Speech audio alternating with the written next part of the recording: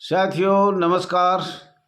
कल हमने 1959 20 जुलाई की बात करी थी, तो उसमें हम ये बताना चाह रहे हैं आप सभी लोगों को। अब 1959 दिल्ली होमगार्ड नियम बनाया गया था। साथियों, आपका अपना channel RS Dahiya x home guard में स्वागत है। साथियों, ज़्यादा से ज़्यादा कमेंट करो, लाइक करो, शेयर करो, सब्सक्राइब करो। सब्सक्राइब मत भूलो। आपका चैनल बहुत अच्छा चल रहा है। बहुत खुशी हुई मेरे को, इसके माध्यम से सरकार तक हमारी आवाज़ जा रही है। आप समस्त 6 लाख होमगार्ड जवान, महिला जवान, नगर सैनिक जवान, गृह रक्षी जवान, प्रांतीय रक्षा दल PRD सबका बहुत बहुत धन्यवाद है। 1.5 करोड़ जनता भारतवासी का भी धन्यवाद है। सभी सर्विस में रिटायर, डिस्चार्ज या चल रहे हैं, उनका सबका धन्यवाद है कि बड़ा सहयोग प्राप्त आप लोगों का हो रहा है। इसलिए सबको हाथ जोड़ के नमन करता हूं। तो साथियों, बॉम्बे एक्ट क्या होता है, बीच में मैं ये बताना चाह रहा हूं। बॉम्बे एक्ट वो होता है जो रोटेशन कहते हैं। रोटेशन मतलब साल में 2 महीना ड्यूटी, 2 महीना घर, 2 महीना ड्यूटी, 2 महीना घर। जैसे यूपी में हर महीना आमद होती है, हरियाणा, कर्नाटक, अन्य प्रदेशों में ये ऐसे रोटेशन कहते हैं। नामांकन कहाँ कहता है? नामांकन राज्य सरकार के अधीन होती है। वो 3 साल लगातार ड्यूटी दे सकते हैं। जैसे छत्तीसगढ़ दिया जा रहा है, मध्य प्रदेश, उड़ीसा, अन्य प्रदेशों में रोटेशन नहीं है। वहाँ सिर्फ नामांकन, री इनरोलमेंट, जैसे किट जमा करना, तो वो है। तो बड़ी खुशी की बात है। पर ये राज्य सरकार हमें चाहती है, इनकी सोच ये है अगर इनको लगातार ड्यूटी दे दी तो ये परमानेंट मांगेंगे। इसलिए रोटेशन और नामांकन दोनों अति जरूरी कर रखे हैं। पर रोटेशन पे राज्य सरकार के नहीं चाहती।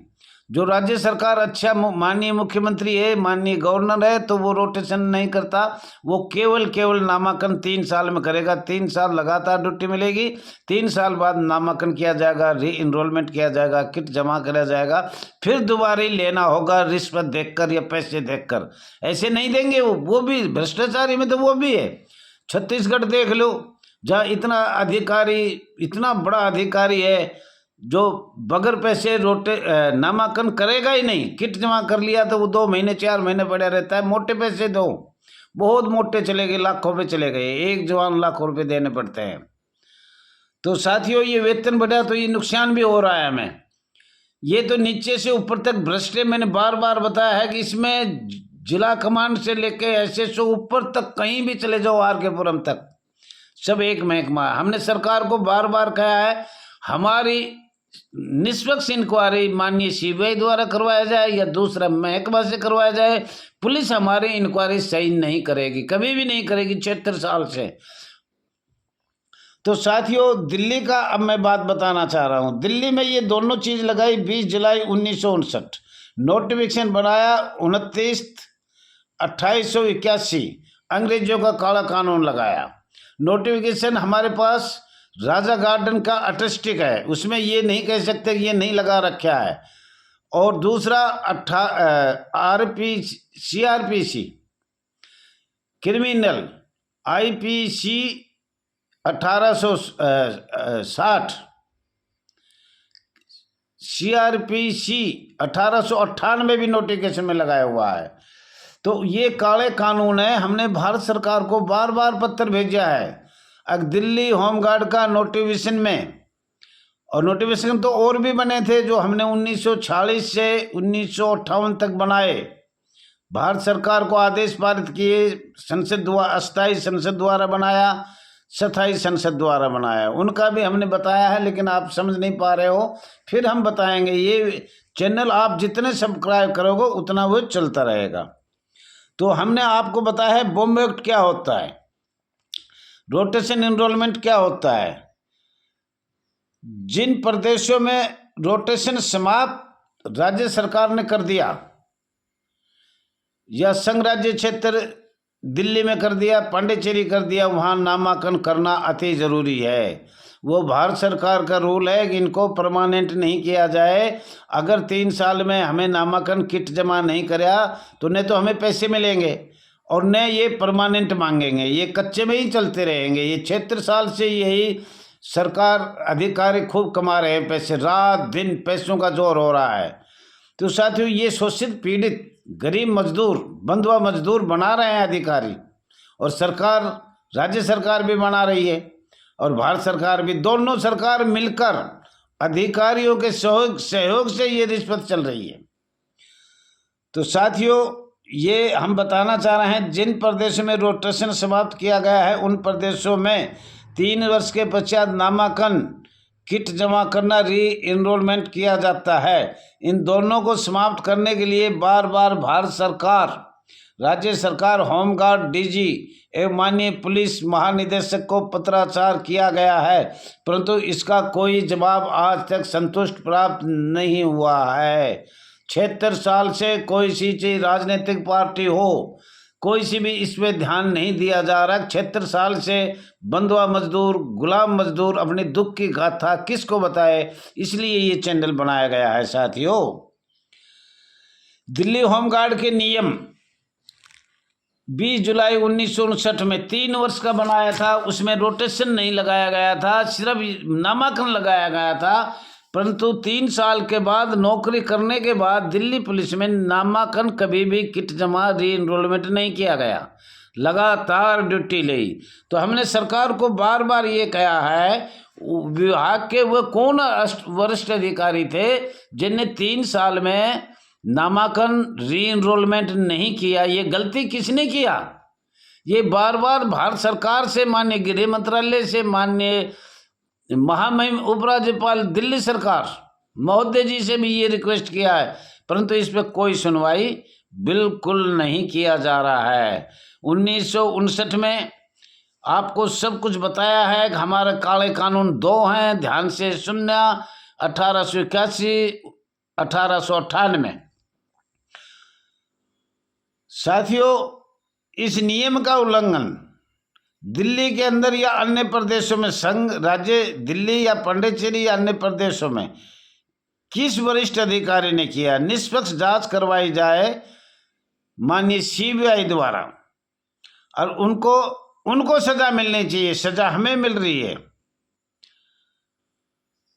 हमने बार बार ये बताया है, और परंतु सरकार और सोशल मीडिया द्वारा भारत सरकार को अवगत किया जाए, ये भी अपील हम बार बार कर रहे हैं। बार बार लिखा जा रहा है, पुलिस को छोड़कर हमारी दुख की गाथा और कहीं विभाग में सुना जाए, ये हमने बार बार लिखा है साथियों। और अभी आपको बताते हैं, दिल्ली होमगार्ड नियम 1959 अंग्रेजों की तर्ज पर यह कानून बना था। अंग्रेजों की तर्ज पे आपने बार बार बता रहे, मार्च 1959 में माननीय महानिदेशक नागरिक सुरक्षा, गृह मंत्रालय, भारत सरकार का पद नियुक्त किया गया और नियम 3 को बदला गया। माननीय पुलिस महानिदेशक की नियुक्ति की गई, ये संस्था परमानेंट किया गया, परंतु होमगार्ड, गृह रक्षक, गृह रक्षवाहिनी, पीआरडी सभी स्वयंसेवक में छोड़ दिए।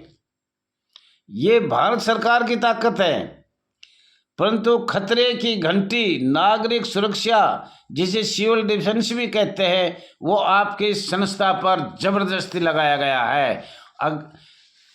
मार्च 1959 में आपकी संस्था को सिविल डिफेंस में ही बदल दिया और अग्निशमन भी लगा दिया, और इनका माननीय गृह मंत्रालय को महानिदेशक आर.के. पुरम बैठा दिया।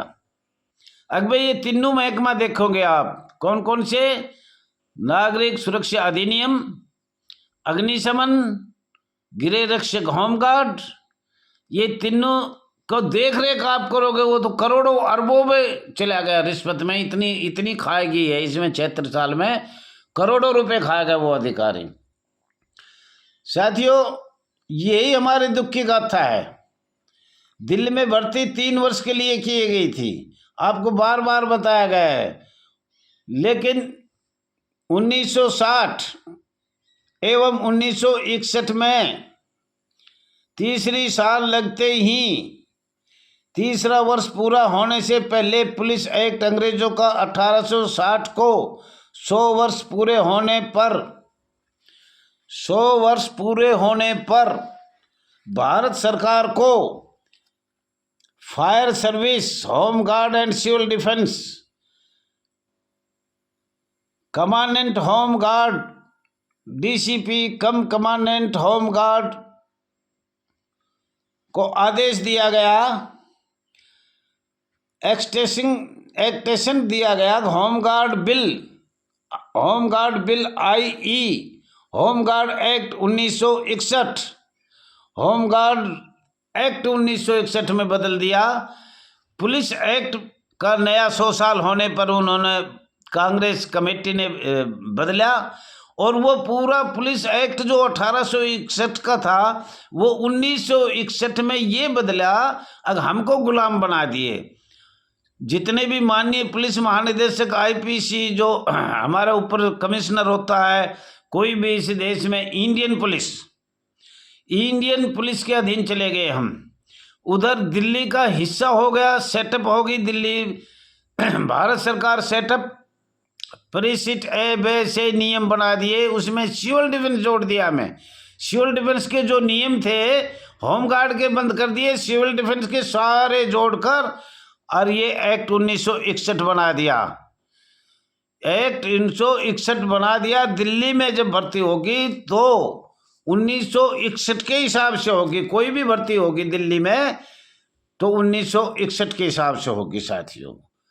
तो ये आपको बताया जा रहा है, आपका एक्ट 1961 में बना है, उसकी ये नकल है, ये आपको दिखाया जा रहा है। ये सरकार का लेटर है, ये लेटर है, ये देखो ध्यान से। और ये किसने लिखा है? Junior staff officer director home guard को लिखा गया है। और ये लेटर का मेमो नंबर 1334 HGS नंबर 94/2022। तो साथियों ये आपका एक्ट ही 1961 में बदल दिया। तो अब इसमें आप क्या कर सकते हो? अभी 1947 एक्ट था, ये एक्ट आ गया है 1961 का। ये लेटर आपको दिखा दिया है साथियों। और समय भी हमारा इस काल की समय हो गया है हमारा। जो हम बोल रहे हैं वो हमारा छोटा मोबाइल है, कृपया करके जियो का फ़ोन है, और मोबाइल नंबर 9996318889 है। कृपया करके नेट डलवाने का कष्ट करें, वो आपकी मर्जी है। हमारा कहना है सब्सक्राइब करें, लाइक करें, शेयर करें, कमेंट करें। और ज़्यादा से ज़्यादा जब हमारे पास सब्सक्राइब आएंगे तो हमारी सीधी पत्रकार, अभी कोई पूछ रहे हैं, लेकिन माननीय वरिष्ठ पत्रकार भी जानकारी लेंगे इस बात की। तो धन्यवाद साथियों, धन्यवाद।